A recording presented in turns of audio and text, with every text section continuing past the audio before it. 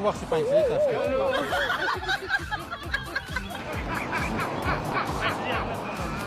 چی؟ جیبم مقصود جیبم نفر کشید مقصود جیبم سیر می‌خرید چی؟ سیر می‌خریدم از جیبم مقصود ما زمین برداشتم از جیب تو چی میکنی؟ من از جیبم ما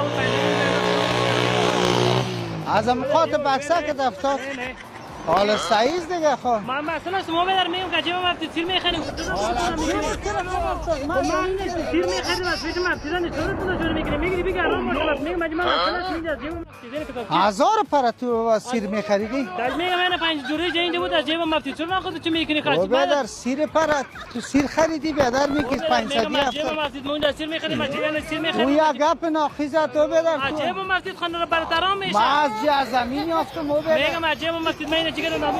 از جیبم مقصود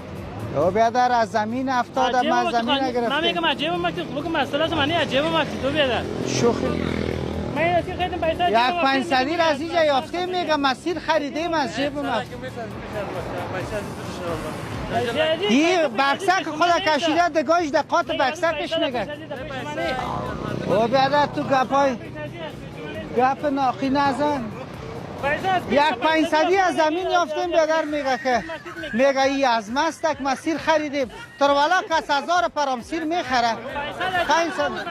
چند سیر خریدی؟ امی تو چند سیر خریدی؟ خب سیر پر خیکو که میده دیگهش مایده دادم مقصد میگم خب بر از اون میده دادی باز 500 برای من انداختی جیبم مقصود میگم از جیبم من سعی کن تر والا 500 از زکات بکسه که سیر بکشیدم از جیبم مقصود او بیادر او بچه پیسه از تو نیست بیا اینجا تو بیا امی پیسه از امی سو بیادر